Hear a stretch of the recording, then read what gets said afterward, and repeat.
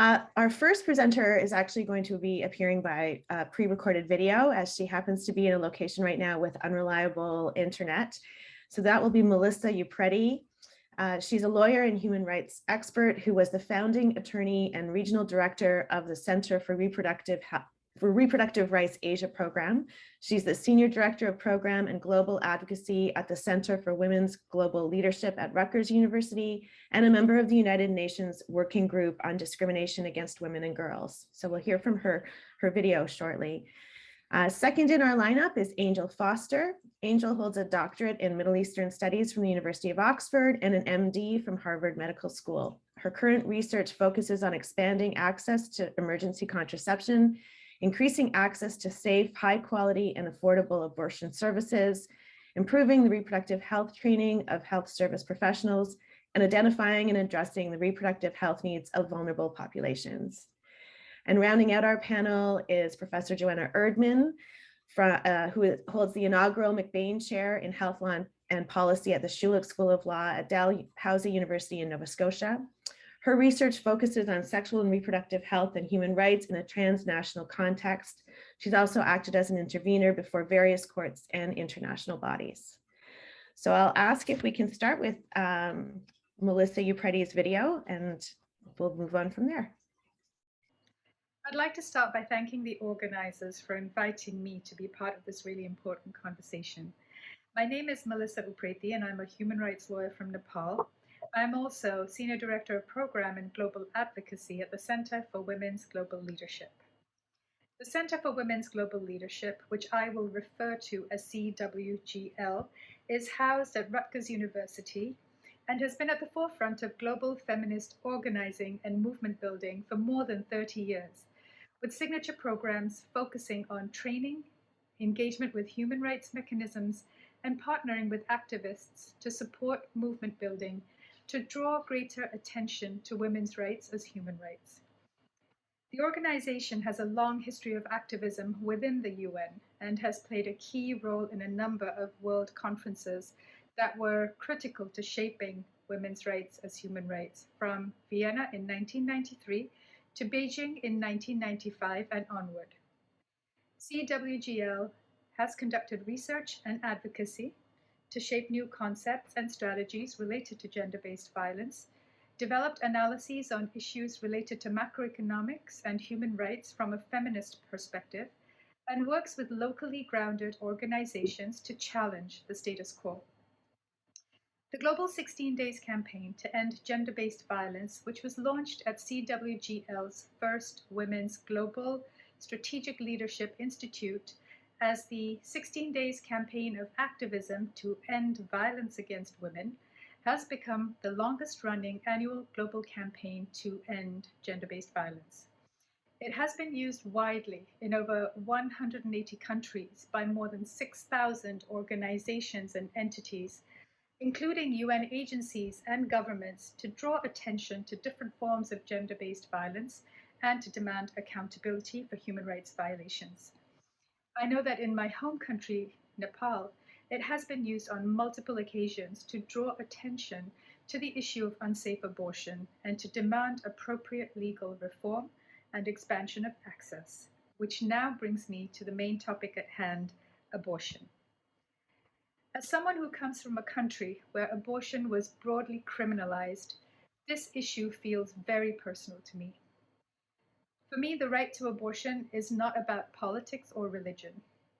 It is about women and girls not dying due to pregnancy, about women and girls not being prosecuted and jailed for having an unwanted pregnancy, suffering a miscarriage, or procuring an abortion to avoid forced motherhood.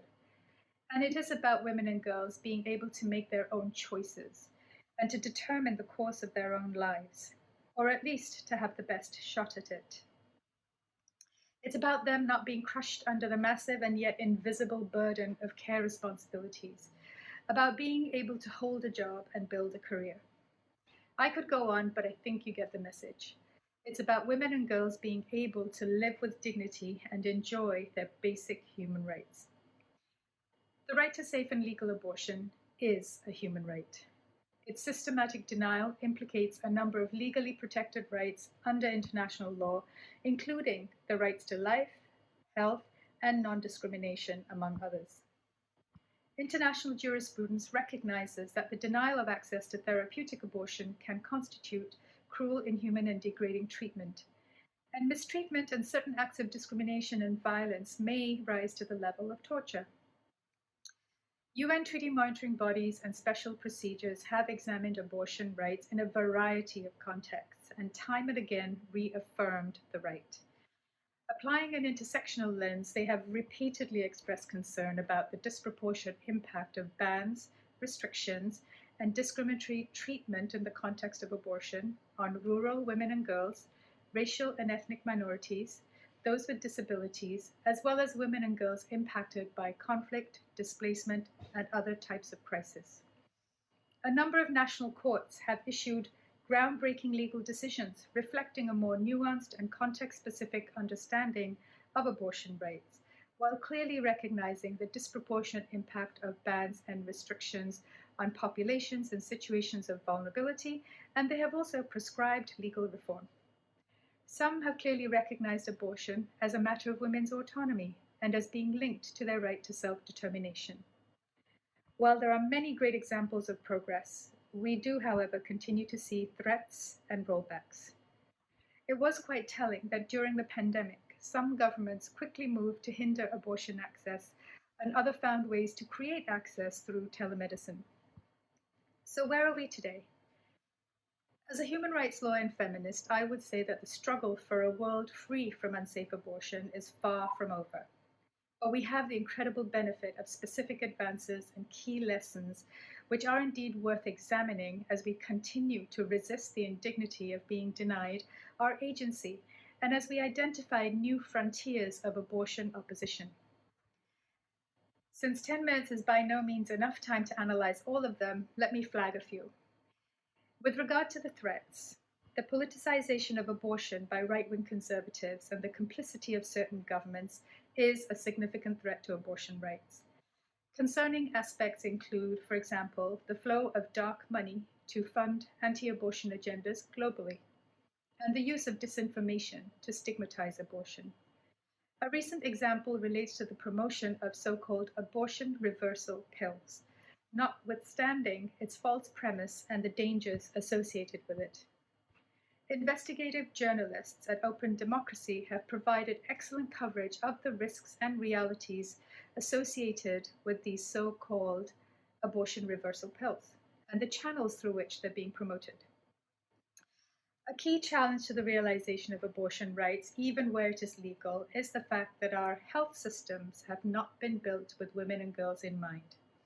We need feminist health systems that genuinely cater to their needs, where sexual and reproductive health services are recognized as essential services, as in essential for women and girls.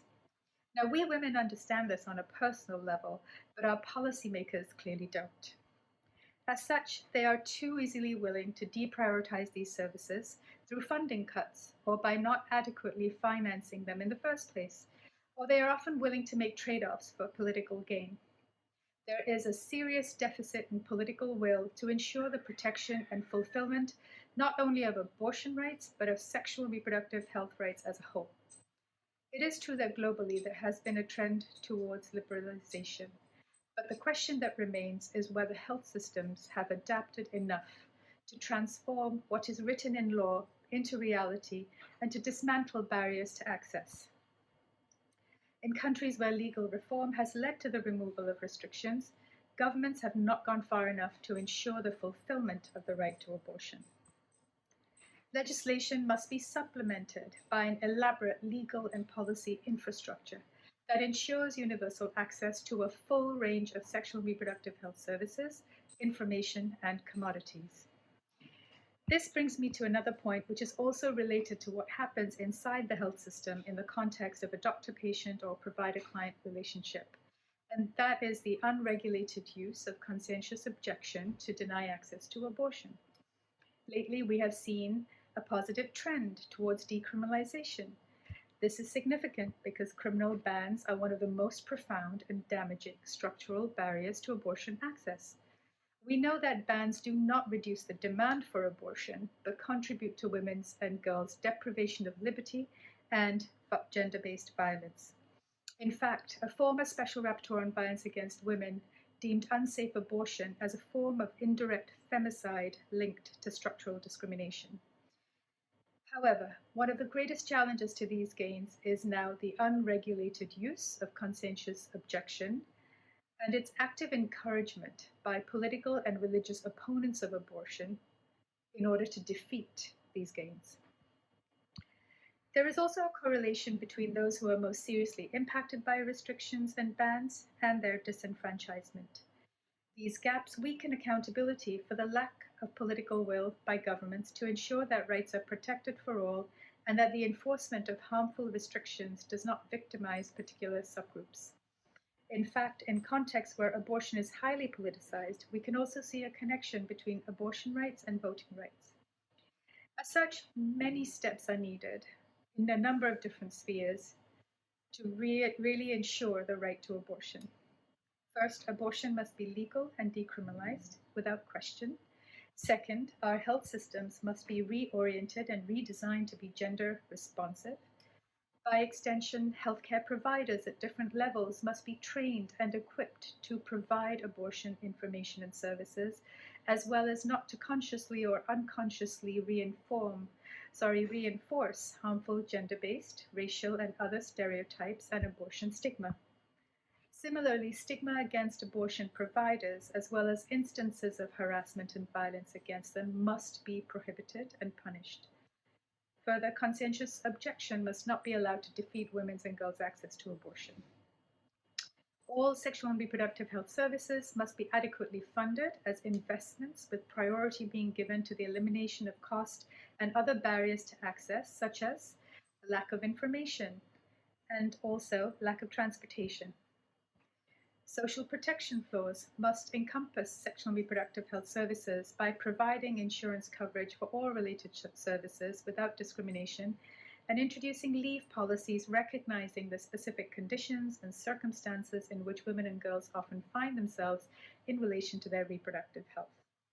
In times of crisis, whether it be a pandemic, a natural disaster, or a war, abortion access must be prioritized, and so should the availability of contraception. These measures must be complemented by the elimination of all forms of sex and gender-based discrimination in law, policy, and practice, which under international law includes the elimination of harmful stereotypes based on notions of male superiority, which aim to keep women in a subordinate position through the imposition of gendered roles and by denying their autonomy. Abortion restrictions and bans are manifestations of a systematic attempt to control and oppress women and girls. Many such stereotypes are embedded in our economic, political, and social systems and must be eliminated across the board. So what is my main message today? The right to abortion can only be fully realized through an approach that recognizes the interrelatedness, interdependence, and indivisibility of human rights as they correspond to women's social, economic, political, and cultural lives. The application of a feminist lens can allow us to recognize the pervasiveness of patriarchal norms across these spheres and within the systems that govern us, which must be dismantled to achieve real progress. Abortion is an essential health service, and this is where we need a change in mindset. Thank you. Hey, thank you. I'll now turn it over to Dr. Foster. Well, good morning, good afternoon, good evening, depending on where you are. Thank you so much to the center and to Colleen for inviting me here today. My name is Angel Foster. I'm a professor in the Faculty of Health Sciences here at the University of Ottawa, and my pronouns are she, her, hers, or anything respectful. I'm also on the board of directors of the National Abortion Federation, or NAF, and I'm chair of the board of NAF Canada, so I'm going to bring those lenses to my remarks today. Before I begin, I want to make a note about language. Any person who can become pregnant and sustain a pregnancy is somebody who has an abortion. This is not limited to any specific gender identification. However, the vast majority of people who have abortions identify as women and girls. The overwhelming majority of clinical, public health, and social science research on abortion has focused specifically on women. And in many cases, laws that criminalize abortion specifically target women. They're constructed around gender binaries and are rooted in both patriarchy and colonization. So in my remarks today, I will use both gender inclusive and gendered language depending on context. Melissa has done a great job discussing the international context as a way of foregrounding what is happening in the US and in other settings that are rolling back or further restricting abortion. And as Melissa mentioned, the US is fairly anomalous in that the overarching global trend is toward legal reforms that expand abortion access as well as decriminalize abortion. However, what happens in the US takes up a lot of oxygen and often reverberates in other settings, either directly through funding and policy or more indirectly. For example, we did some research recently that found that early on in the pandemic, pregnancy-capable people seeking abortion care in Canada were worried that services would no longer be available because they had seen the media coverage of what was happening in some US states. This media coverage, which focused on a handful of states like Texas, that used the pandemic as a pretext to try to prohibit abortion in all but the narrowest of circumstances, that media coverage really overwhelmed what had happened in Canada, which was that the federal government reaffirmed at the outset of the pandemic that abortion was an essential service and would therefore continue despite other public health measures designed to flatten the curve. So today I'm going to begin by talking a little bit about what's happening in the US. I'm not a lawyer, and unlike my co-panelists, I'm not a legal scholar. But the lens I bring to this work is what these laws and policies mean for providers and for access to care through formal health systems or institutionalized medicine. Basically, what this means on the ground. I'm going to speak about two specific laws, one in Texas and one in Mississippi, that have received a lot of international attention. And although we don't know exactly how these laws will play out, it seems fairly likely that abortion services in the US will change dramatically over the course of the next year. This is undoubtedly grim and will further entrench the inequities that are already baked into the US health system. So I'll speak a little bit about what is being done to either fortify or create new systems to ensure that people are able to get the abortion care that they want, need, and deserve. One of these strategies involves expanding access to medication abortion. And I'll end my remarks today by speaking specifically about demedicalized strategies to expand access to abortion care in legally restricted settings and beyond. So what on earth is happening in the United States? In 1973, the US Supreme Court established a constitutional right to abortion at the federal level in the decision Roe versus Wade. Subsequent cases both reaffirmed Roe and allowed individual states and the federal government to establish laws and policies that significantly restrict access to abortion. As a result, abortion care in the US is extremely uneven. For example, the Hyde Amendment, which is a rider that has been placed on every federal appropriations budget since 1976, prohibits the use of federal funding from covering abortion care in cases, except in cases where the pregnancy endangers the life of the pregnant person or that resulted from rape or incest. And as a result, in all but 14 US states, pregnancy-capable people living on low incomes and who are dependent on state and federal health insurance schemes must pay out of pocket for their abortion care. States have long been permitted to regulate abortion in ways that also impact access. For example, requiring minors to obtain parental consent, requiring abortion seekers to make multiple in-person visits to a clinic, or requiring clinicians to provide those seeking abortion care with medically inaccurate information disguised as state-mandated counseling. And recently, a number of states have ramped up efforts to impose what we call trap laws or targeted regulation of abortion provider laws. For example, requiring abortion providing facilities to be constructed as outpatient surgery centers or requiring physicians to have admitting privileges at hospitals. Let there be no doubt, all of these laws and regulations are intended to make it harder for people to get an abortion. And people in states with conservative local governments, red states in the Midwest and the South in particular, Black and Indigenous folks, people living on low incomes, adolescents, and both documented and undocumented migrants are the ones who are most deeply impacted by these restrictions.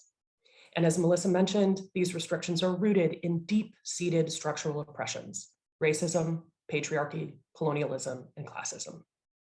So all of this has been going on for decades. But the thing that we have long seen as inviolable is a component of Roe and the subsequent decisions that really make it so that the state cannot ban abortion prior to viability. And so the many, many state laws that have been passed over the years that aim to restrict abortion before viability for some or all reasons have been overturned, enjoined, or otherwise prohibited from going into effect. Now, viability is a moving target, but we roughly consider that to be about 24 weeks from the first day of the last menstrual period. And all of these attempts to regulate abortion, to ban abortion prior to viability, have failed because they violate the longstanding legal precedent that was first established in Roe. But two things in the US have changed over the last year. First, in 2021, the Texas legislature passed Senate Bill 8, or SB 8. And on September 1st of 2021, the law went into effect and states that, quote, a physician may not knowingly perform or induce an abortion on a pregnant woman unless the physician has determined whether the woman's unborn child has a detectable fetal heartbeat, unquote. The legislation defines a fetal heartbeat as cardiac activity or the steady and repetitive rhythmic contraction of a fetal heart within a gestational sac, so a very specific definition. In addition, SB 8 prohibits anyone from aiding or abetting an abortion deemed ineligible under the ban, or anyone intending to do so. Now, initial detection of embryonic cardiac muscle activity in a viable intrauterine pregnancy can occur at approximately 6 weeks gestation. And so this law effectively bans most abortion care in Texas after 6 weeks.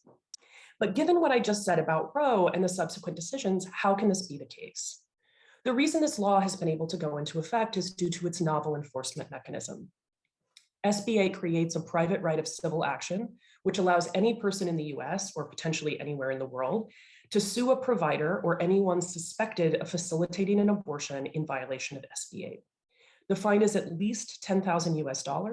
The lawsuit can be initiated up to 4 years after the alleged event, and multiple people can sue for the same case. When SB 8 first passed, reproductive health rights and justice stakeholders were confident that, like other laws prohibiting abortion prior to viability,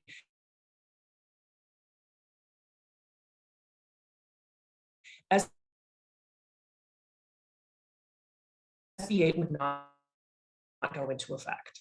And I don't have time now to go into all the details, but in effect for 6 months, and the it's been dead.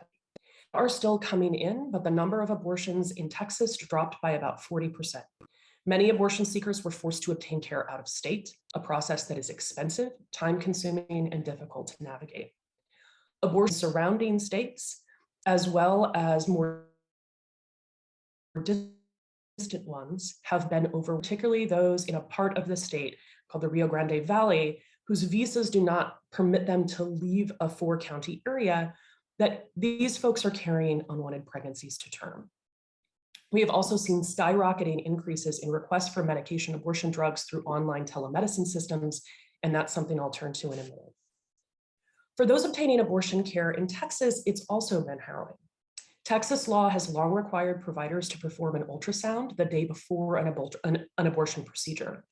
And now providers are performing 2 vaginal ultrasounds, which are completely medically unnecessary in most cases, on patients to ensure compliance with SB 8. Providers are turning away thousands of patients each week and each month, and it's devastating clinic staff.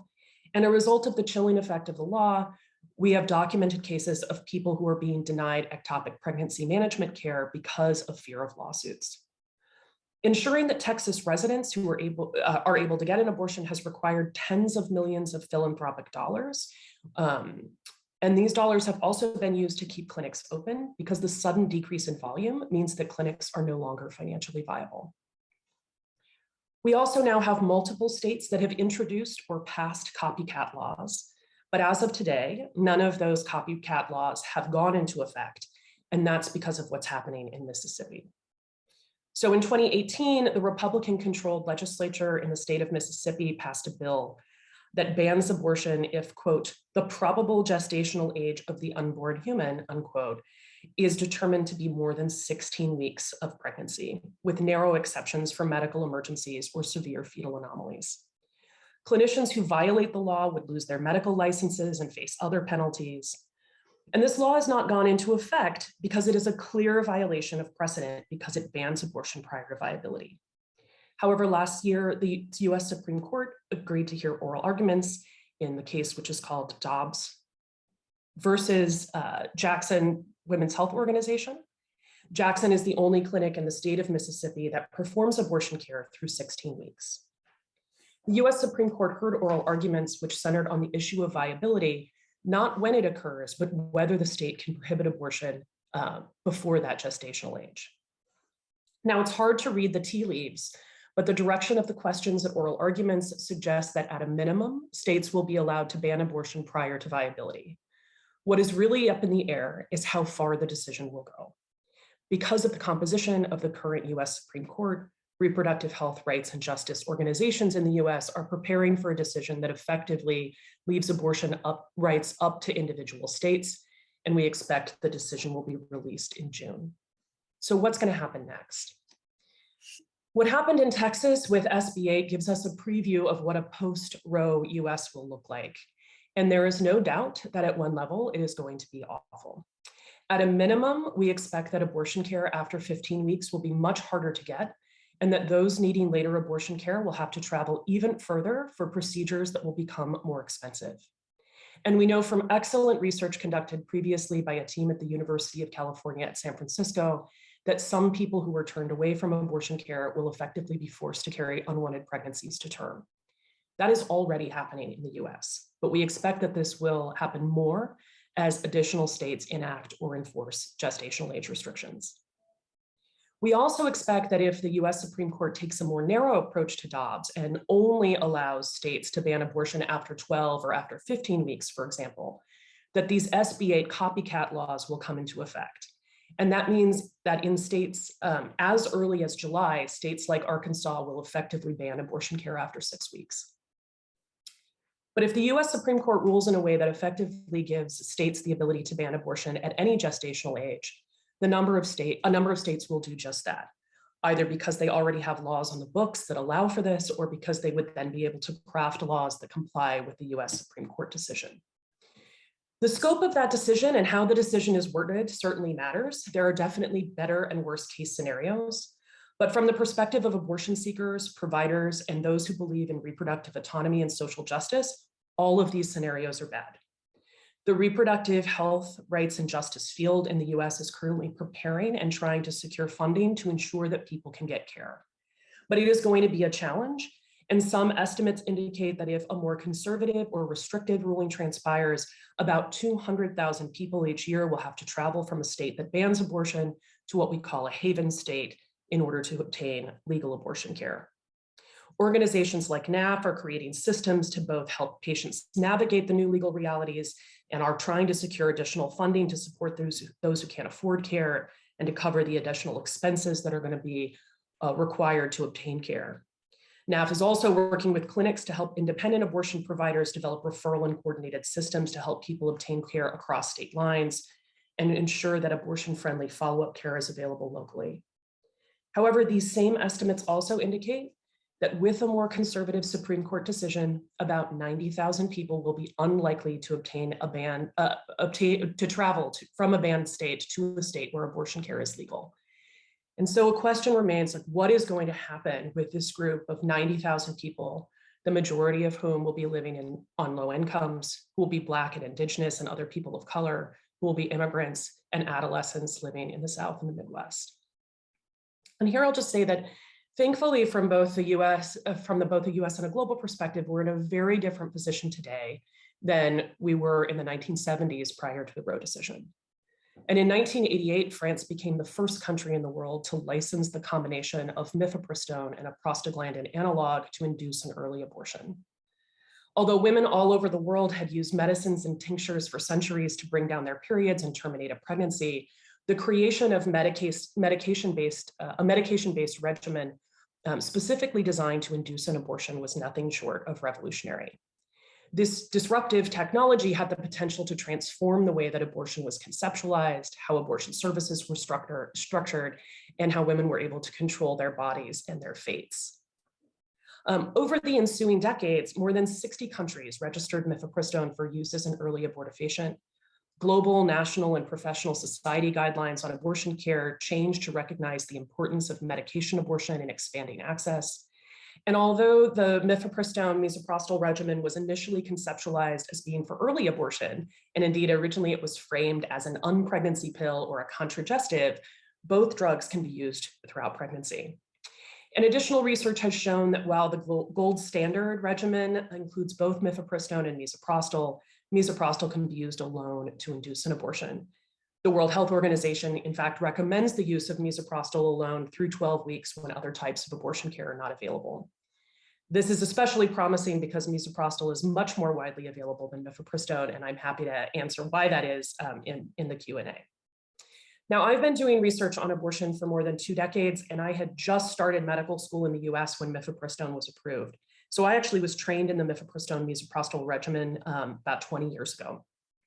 Unfortunately, the over-regulation of mifepristone and the over-medicalization of medication abortion, not just in the US, but in much of the global north, has curtailed the promise of this form of abortion from being truly disruptive.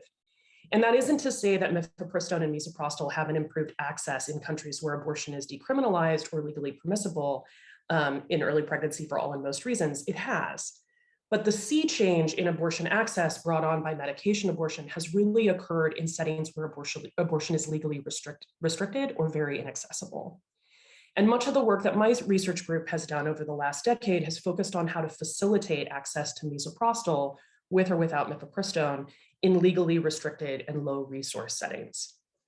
This has included developing and evaluating programs that use lay healthcare workers to distribute misoprostol for early abortion care at the community level in Thailand, Pakistan, and Uganda, evaluating the outcomes of global and local telemedicine and telehealth programs in Poland and Venezuela, and supporting other forms of self-managed abortion, something that Joanna's going to talk about in much more detail in a few minutes, in humanitarian settings.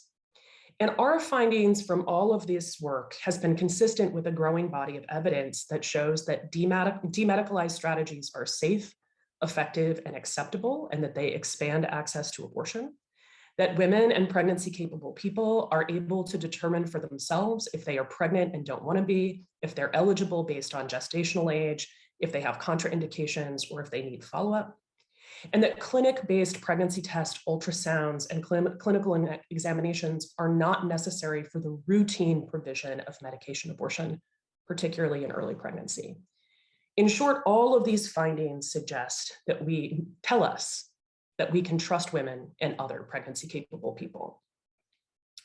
So over the last 2 decades, we've seen a slow but steady increase in the proportion of abortion in the US that is with mifepristone and misoprostol. And research released by the Guttmacher Institute just last week indicates that medication abortion now accounts for about 50% of all abortions in the country. However, most of that care has occurred within the formal health system and involves clinics or clinicians. In recent years, before SB 8 and the Mississippi case, we've also seen an increase in medication abortion use in the US outside of the formal health system. And for some, this is a preferred strategy because of convenience, privacy, autonomy, and affordability. But for others, this has been out of necessity because of the inaccessibility of abortion care.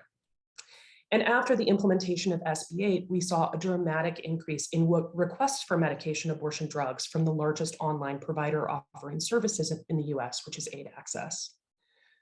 This development is heartening because it means that even in the face of considerable legal constraints or out and outright bans on abortion, there are a growing number of strategies to ensure that pregnant people get access to medication abortion drugs that are safe and effective, and that there are supports for them to do so. So we are unlikely to see a return to the pre-Roe world where labor and delivery floors are filled with those who had self-induced abortion, or where unsafe abortion is a major cause of maternal death and disability in the US. Reproductive health rights and justice organizations, including NAF, are working to build on existing telemedicine, telehealth, and community interventions to increase access to those who will likely not be able to access clinic-based care after a US Supreme Court decision in June. And my group and others are also working to identify ways to further demedicalize medication abortion within formal health systems in global North countries like Canada. And so I'm also happy to talk more about that in the Q&A if people are interested. I just want to conclude by saying I'm obviously a huge fan of medication abortion and of demedicalized strategies. I'm a huge fan of self-managed abortion. And as a medical doctor, a researcher, and as a American who's also a Canadian permanent resident, and as a human being, I'm delighted that the legal changes that are on the horizon in the US will likely not result in the kind of public health horrors that we have seen in the past. But I want to just end by saying that medication abortion is not a panacea, and demedicalized strategies do not replace the need for people to have the option of timely, affordable, accessible, and non-judgmental facility-based abortion care at any gestational age. And what is happening in the US is unconscionable. Thanks so much, and I'll pass on the baton. Thank you, Angel.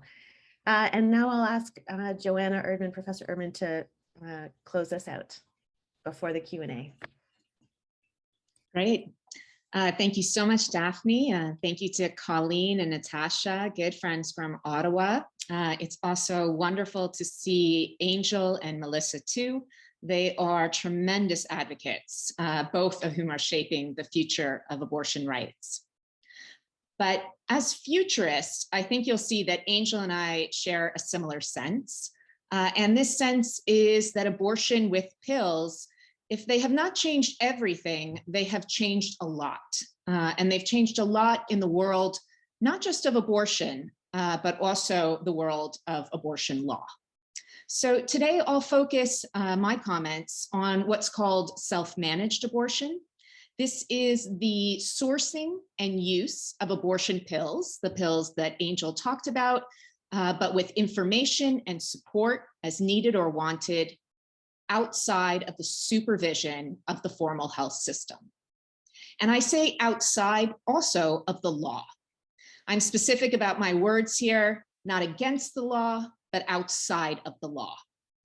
And for me, this has always been a critical feature of self-managed abortion. I do not think self-managed abortion starts or ends with the law. And that breaks a strong tradition in the field, because we've had an almost obsessive preoccupation with law. First with criminal law and advocacy for its reform or its repeal. But after decriminalization, there has also been a preoccupation with the legalization of abortion. In most of the world, we have elaborate regulations governing almost every aspect of who, where, and how an abortion can happen. And that's in the belief that safe abortion can only happen through systems of state control. But self-managed abortion, and especially the activists engaged in that field, have challenged this idea. They are organized in local collectives, national networks, global organizations, and through information and support and the supply of pills themselves, they have made abortion outside of the law safer. That's the future that Angel is excited about.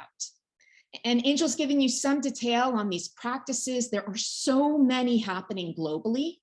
But I think important to remember is that that world is not the world of legislatures and courts, which looks a dystopic future. It's not the world of law and policy. It is a world instead that is held together by this fundamental belief that when people are informed, when they are resourced, when they are supported, when people are trusted and respected, people can safely manage their abortions, and more so, they can manage their abortions in diverse ways that are meaningful to them. This way of doing, of talking, even of thinking about abortion, I know of no law in the world that captures it. And that's what I mean about abortion rights outside of the law. People are imagining a radically different world to that which is written in the law today. And they don't simply advocate for that world, they are living in it. Abortion rights are absolutely taken in the present, people acting as though they already have the right. And that's why self-managed abortion, for me, is something so much more than mere service innovation in abortion care. I think the future of abortion rights are not just healthcare rights. They are abortion rights as political rights, abortion rights as cultural rights, abortion rights, I think, most provocatively as economic rights. And today I'll focus on these three ideas: political rights, cultural rights, economic rights, and specifically I'll focus on their implications for health systems. I think they have radical implications more than anything we've seen before. So first, abortion rights as political rights. Self-managed abortion, or this idea of doing abortion yourself, is centered on a fundamental right of people to make decisions about their bodies and their lives, but also to act on those decisions. And this right challenges abortion law, but not in conventional ways, which have tended to focus on the dysfunctions of the law, namely in delays and denials of access. And that's absolutely important. But this right speaks to something else. This right speaks to an inherent violence of abortion law, specifically in the demand that people understand themselves against the law, and often in very singular ways, that they understand themselves against the classifications of the law. They understand themselves as a single therapeutic indication. They understand themselves by a singular calendar date. Angel talked about all of those specificities of the abortion laws in the US, but that's not an anomaly. Just last month, the Colombian Constitutional Court decriminalized abortion after a major feminist mobilization. This was a key achievement, but it retained this number, 24 weeks, decriminalized to 24 weeks. And then it was only allowed where authorized under a set of 3 indications. Again, this is true the world over. Even in the most liberal of abortion laws, they work on this system of authorization. You must be authorized, and in most cases, by people who have never met you and who know nothing about your life. Self-managed abortion refuses this. It refuses the judgment of others. It accepts people on their own terms and by their own expressions and experiences of abortion. There's just this commitment to meet people wherever they are, to support them with whatever needs and resources they have. In the field, this idea is captured by the phrase radical empathy. So as a political right, self-managed abortion, I think, asks something very different of health systems. It's not the classic privacy right to be left alone, because that's what self-managed abortion activism refuses to do. It refuses to abandon people even when the law directs them to do it. And it's also not a classic paradigm of institutionalizing these feminist practices and therefore disciplining self-managed abortion to the norms of the healthcare system. I think it's really asking healthcare systems to be designed and built in a different way. Imagine that we would have institutions that are marked by values of being caring, of being responsible, of being trusting.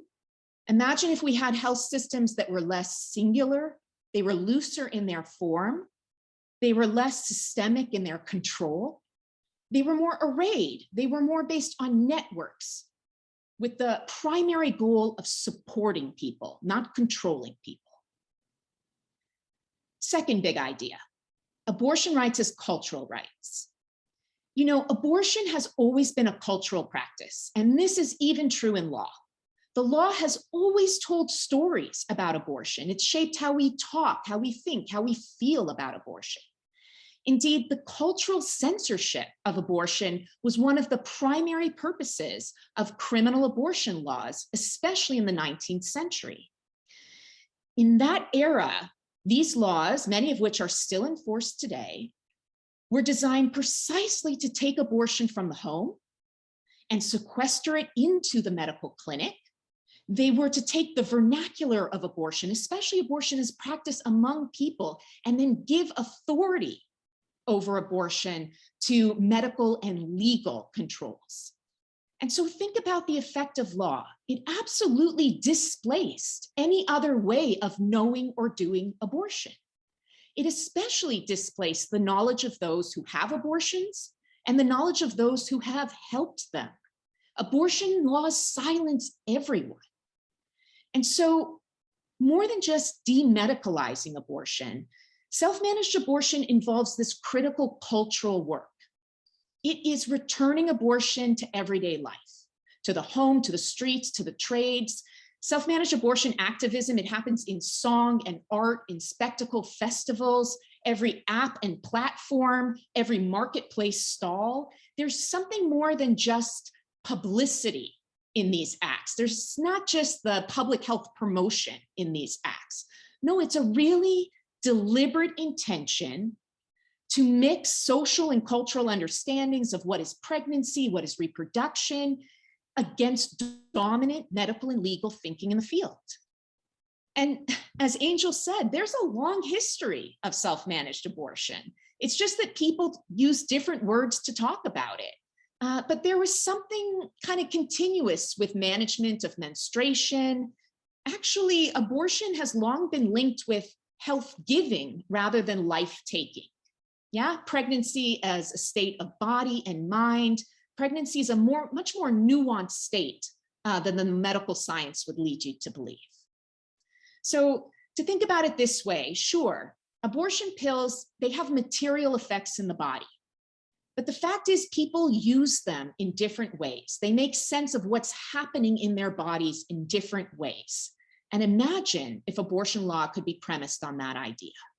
Yeah, it would get away from authority and focus more on authenticity, the way in which people make sense of abortion in their real lives. So as cultural rights, self-managed abortion asks, again, something very different of the health system. Imagine what it would mean to treat abortion as a lived and an embodied experience, not just a service to be delivered. And what if we appreciated the ways in which people are innovating and experimenting with abortion, with pills, and having abortions in all kinds of ways that are actually producing new knowledge about what is an abortion or how it works. This is really cultural ecologies of abortion practice. All right, last and finally, abortion rights as economic rights, or self-managed abortion as a market intervention. So here's the thing. Criminal abortion laws have always been as much moral as market regulation. Again, in the 19th century, if you look at the history of abortion laws, they were expressly designed to stem a growing trade in abortifacients. But what they have effect created today is an absolute monopoly for organized medicine and an illicit market for everyone else. Abortion rights activism has tended to treat abortion markets as inherently unsafe. They have tended to dismiss, illegal abortion markets as sites of economic exploitation and abuse. And they've said, look, you have to rescue people from these markets, namely through legal reform. But SMA activism has worked differently. They have really taken on the role of the state here, and they have intervened in these markets, and they have done so to make them safer for people. They have reduced information and other risk asymmetries in these markets of abortion pills. They have become safe suppliers of pills within these markets. And they have just radically restructured abortion markets such that they don't mimic the kind of capital over care focus of much of our formal healthcare systems today. So most importantly, self-managed abortion activism has drawn attention to the economic harms, to the economic injustices of abortion laws, which continue to play today with respect to unnecessary drug regulations, especially around the control of abortion pills as prescription drugs that keep the supply scarce and that keep prices high. You know, this is a reason why, again, in the field, you'll hear this phrase, abortion with pills or abortion pills. It's really an intention to try and challenge the way we regulate these pills. Should we regulate them as medicines? Or maybe they're more appropriately regulated as other health goods that would release some of the controls on their distribution. So again, self-managed abortion, it's flipped our very ideas of abortion markets.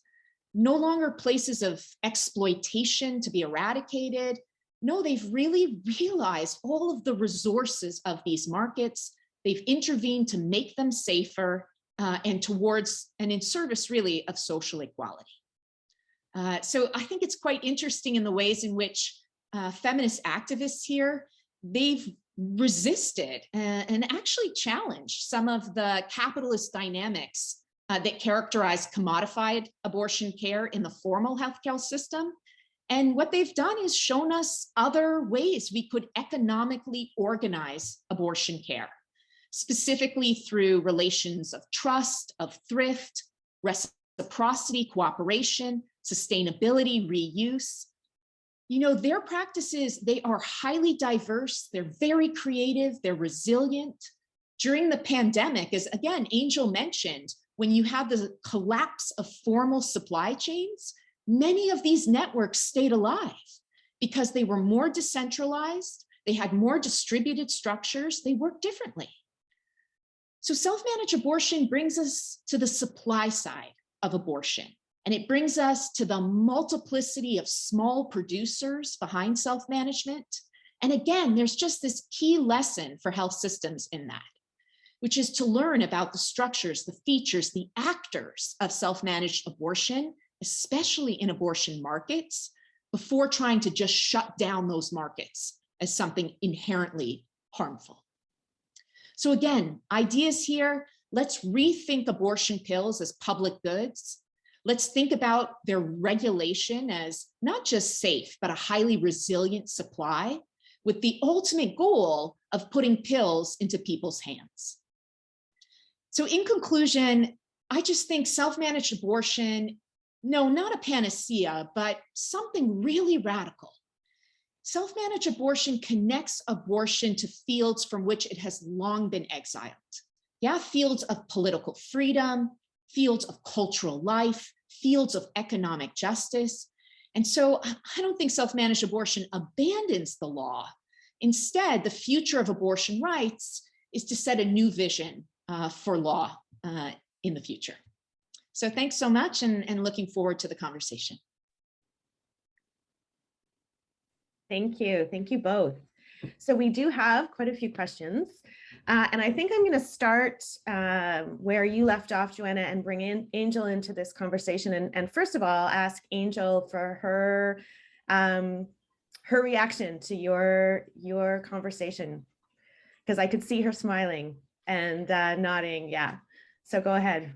Yeah, just to say, I mean, I think Joanna and I are on the same page. I think, and I also just want to say, I think self-managed abortion and the continued preservation of clinic-based abortion care for people who want and need that care is really important. I do not see these things in conflict with each other. I see them as complementary. So to me, it's an and issue.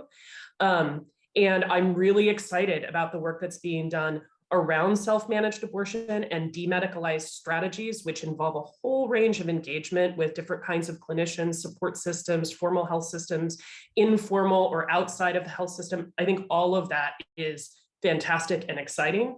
I'm really a supporter of the kind of and approach to this. And one of the ways to move in that direction is from a legal side around decriminalization and making sure that whether it's around gestational age or who's providing or how care is obtained, that people don't face, whether it's providers or people supporting services or people managing their own abortions or having them, that they're not criminalized. Given that we know that the goal of anti-abortionists is to prohibit abortion however it happens, and when you look at what's happening in, say, Texas, how can self-managed abortion help in that situation? And I guess what I'm asking is, do you see the introduction of new and different laws to try to curb the distribution of the medications?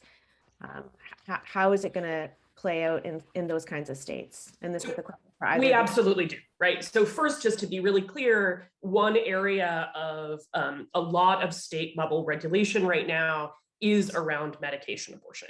And part of this has to do with how mifepristone was approved in the United States. And when it was approved initially, it was attached to that approval was something called the REMS, which is basically restrictions on the distribution of this drug. And it required, among other things, the drug to be dispensed by physicians, and then later this was revised to people with prescribing authority. But what that meant is that unless there were sort of specific workarounds, people had to, in order to obtain care that was within the sort of formal and legally protected system, had to engage with a clinic and a clinician. There were some telemedicine services that were developed usually as pilot projects and then had certain exceptions.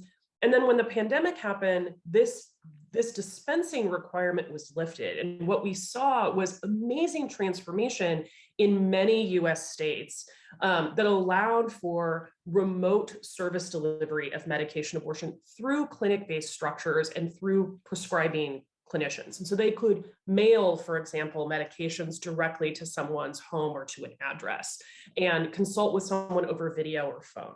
This is not the same thing as fully self-managed abortion that Joanna was talking about that's really outside of these systems, but this was a major change that started to happen, and this has now become a huge transition. In December, the US Food and Drug Administration announced that they would make permanent changes to this REMS program such that it will be possible to continue to mail these medications.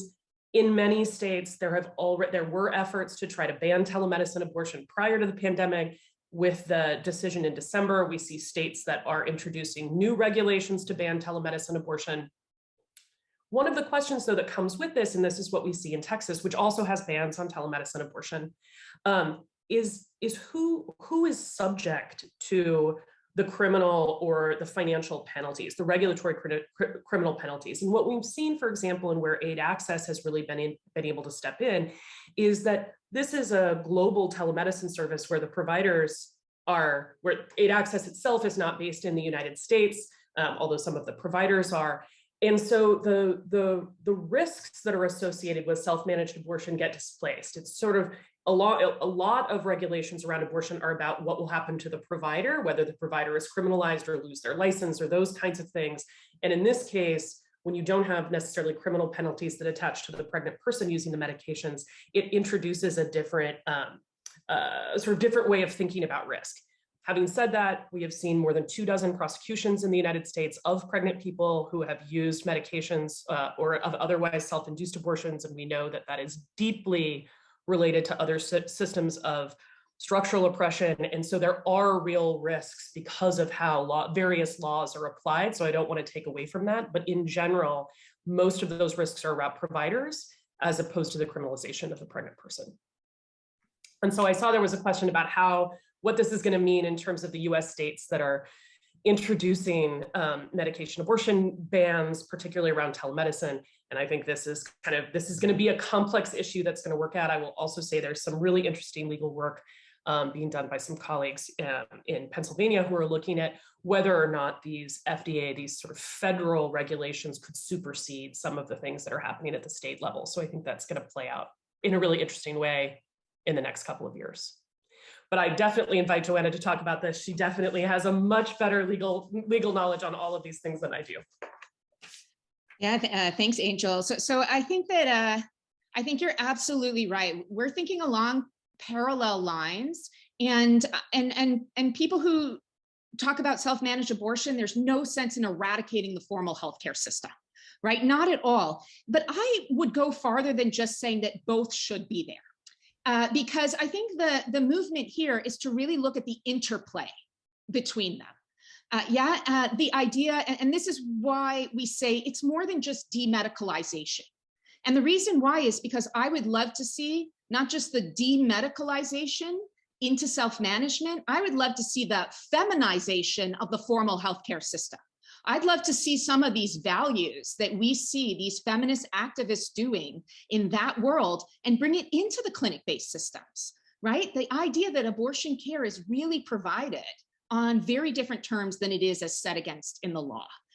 So demedicalize still keeps medical as the standard against which you move away. And I think that's one really important piece, but the other piece is to think about what new standards we could bring forward.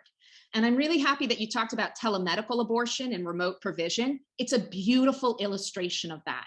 Do you know why so many of these places were able to move so quickly into remote provision? because all they had to do was take away the legal restrictions on it. But there were so many practice-based norms about how to do this already. And you know where those practice-based norms existed? And you know who did and set those standards up? It was the feminist activists working in the very spaces that Angel had talked about.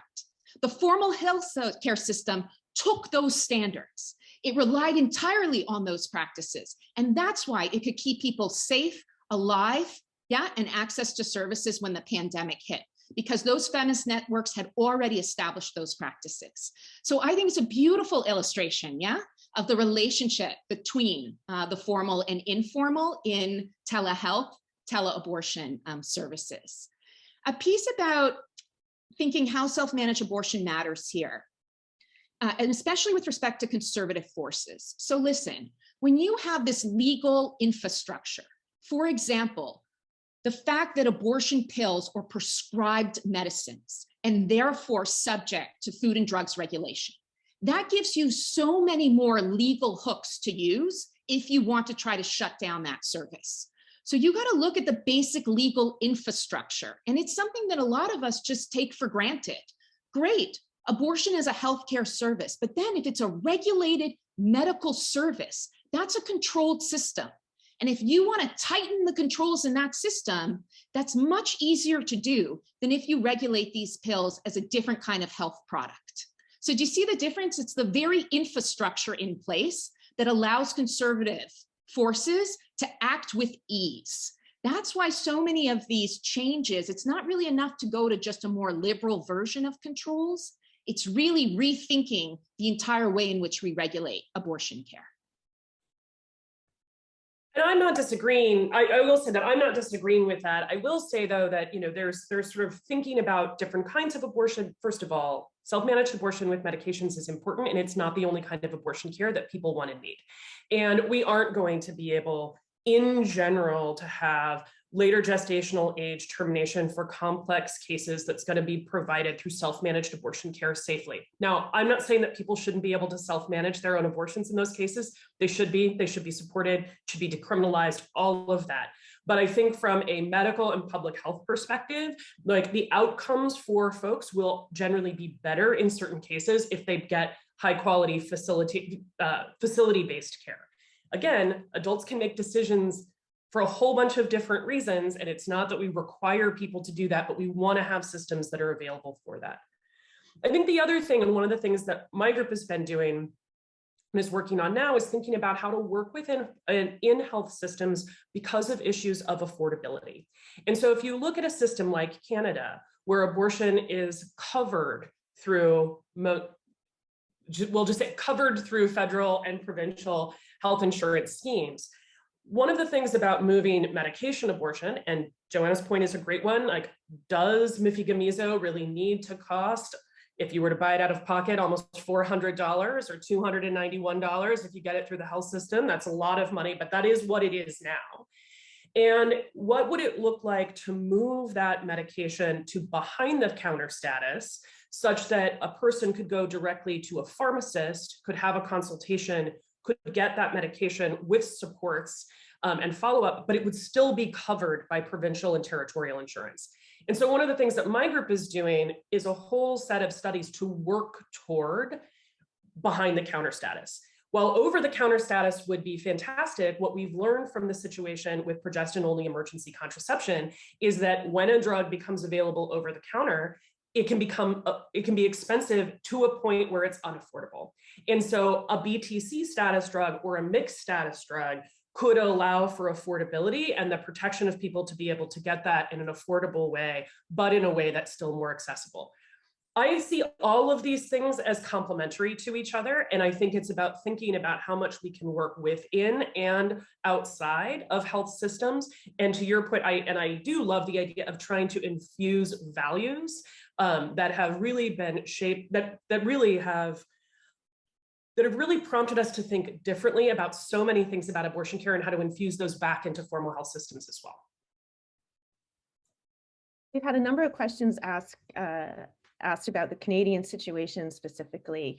And I'm wondering if both of you can talk a little bit about, first of all, what inroads self-managed abortion and medical abortion is making here, and where you see the barriers to access most significantly in Canada. Maybe Joanna, do you want to start? Yeah, I think, again, this is why Angel is such a fantastic researcher, because, because the idea is, yeah, let's look at those prescription controls on abortion with pills.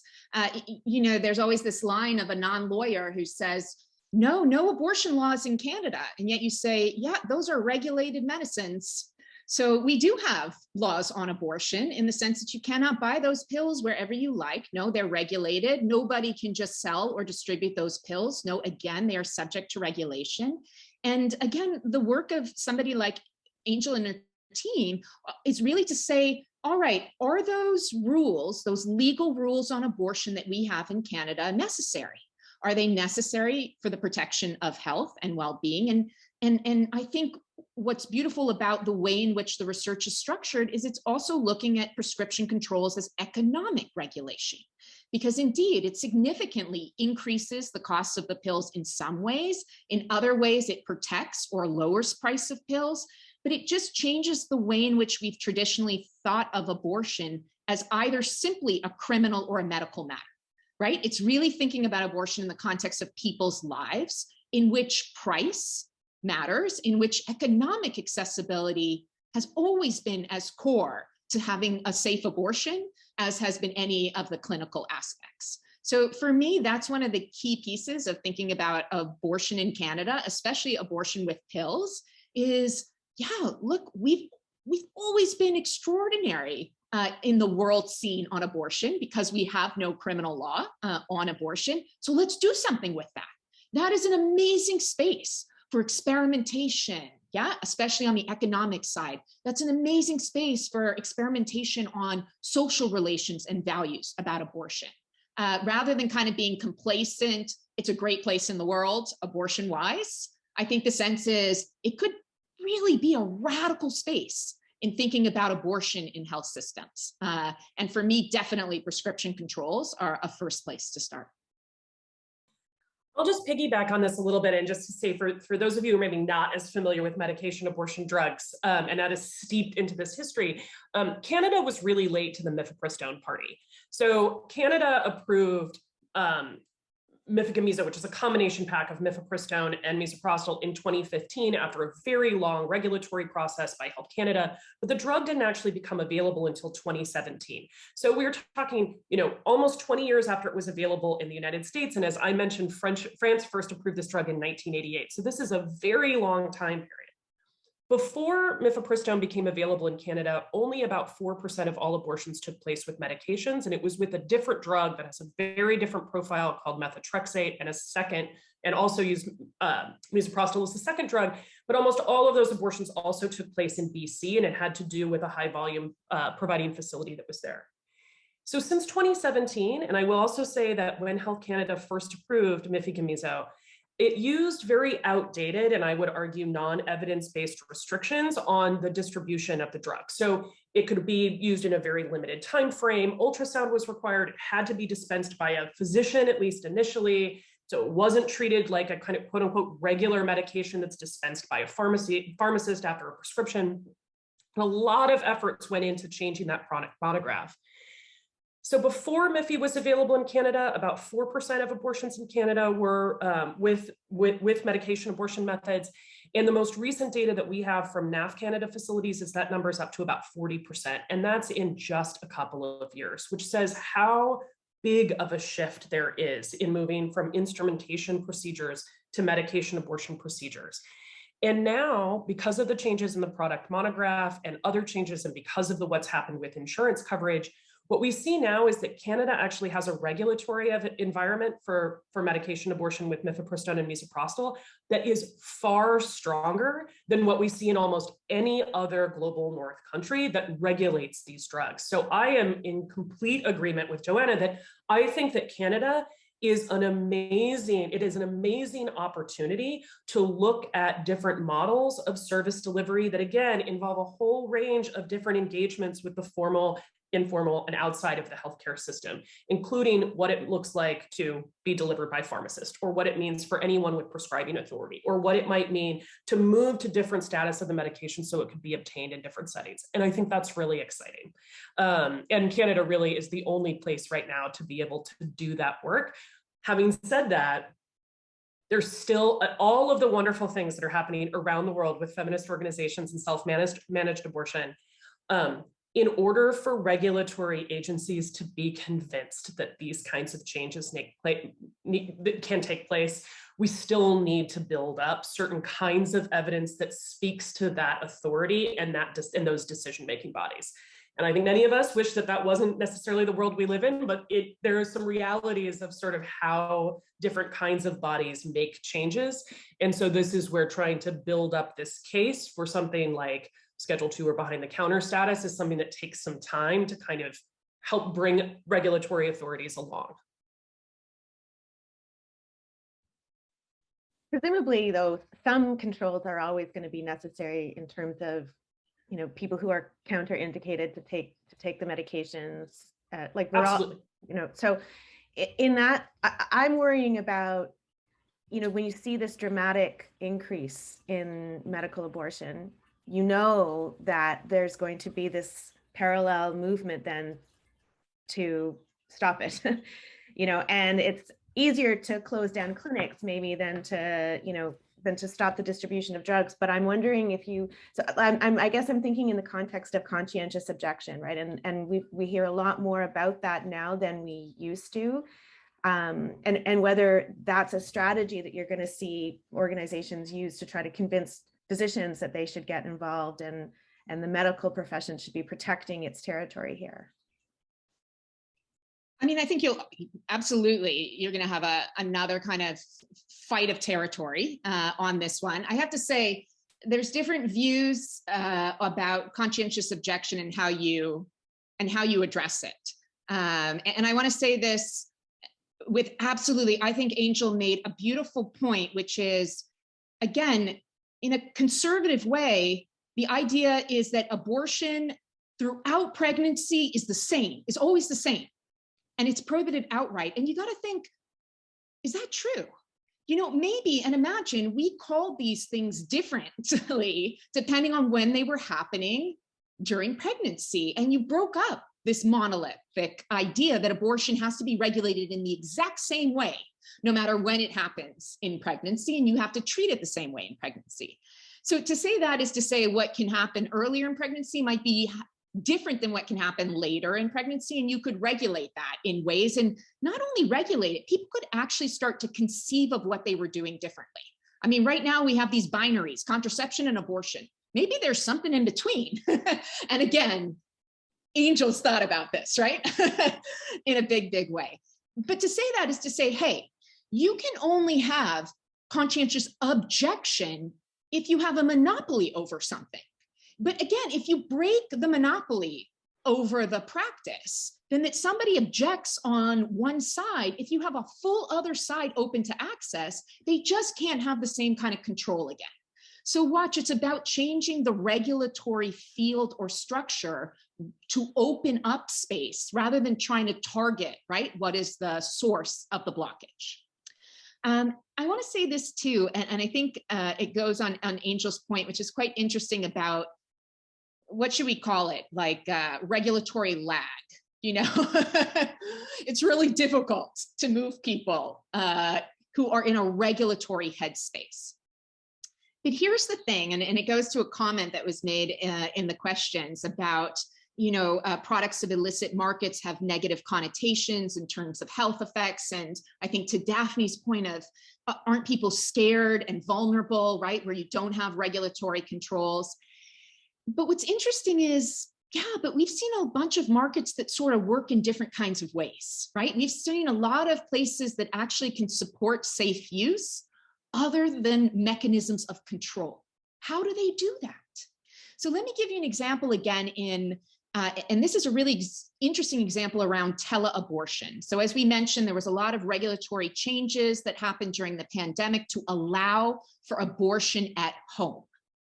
And in the UK, for example, they allowed it, and just recently they're going to pull it back. They said only for the course of the pandemic, and then no more. Now you need to have this in-clinic touch in order to have access to abortion. But here's the thing. Can you really roll it back now? It's sort of genie out of the bottle a little, you know, and people got more comfortable with using abortion outside of a medical context, yeah?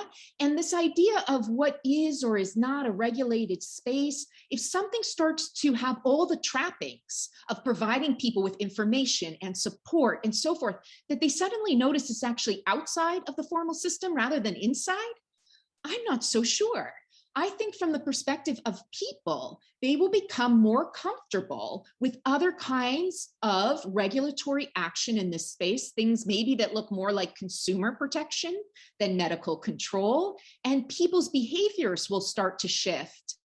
I mean, again, during the pandemic, you saw, wow, the rise in Google searches for abortion with pills. And again, you know what the research on that is? A lot of those pills, totally good quality.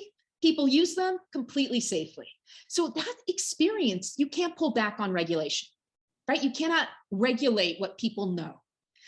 And I think that that will just change the dynamics of the regulatory field. And what do you think, Angel? I think it might be in some ways, moving the sense you just can't pull people back from what they've become comfortable with. I want to pick up something on something that you said earlier that I think is important, which is sort of thinking about abortion across a very the ends of the various gestational age spectrum, and talk about two kind of things that are happening on this front. One is that there's been a lot of work that's going on, it's nascent, but to really go back to thinking about medication abortion pills in the way that the drug mifepristone was originally developed, which is as an unpregnancy pill or a contragestive or a menstrual regulation pill. And the idea is that a person could have a bottle of pills, mifepristone and or misoprostol. We're still trying to figure out what works the best, but have it in their medicine cabinet. And if in the previous month that person had sex that they think they might have had a pregnancy exposure on around the time of an expected period, they would take a pill. In a couple of days, the vast majority of people would have bleeding. Does that mean you had an abortion, or does that mean you had the expected period? Were you pregnant? Were you not? It's this liminal, it's this way of liminality. It's like, we often think of pregnancy as the big bright line. You either are pregnant or you're not pregnant, but it depends on whether you test for pregnancy and whether you cognitively know or do something that actually affirms that there's pregnancy. And so this idea of very early on, whether it's a very early abortion pill or a missed period pill or a menstrual regulation pill or a contragestive, that something is being taken then if that person turns out to be pregnant, doesn't have bleeding, ultimately takes a pregnancy test, then that person could have an abortion. And so you can imagine using that people might, in the course of one menstrual cycle, use some kind of contraception, whether that's like a precoital contraceptive method or a barrier method at the time of intercourse, a postcoital contraceptive method like emergency contraception to prevent pregnancy after sex, a missed period pill that would be taken around the time of expected menses to ensure a state of non-pregnancy. And then if that person was pregnant, then they would seek abortion care that could either be medication abortion care in a self-managed model, through a clinic, etc.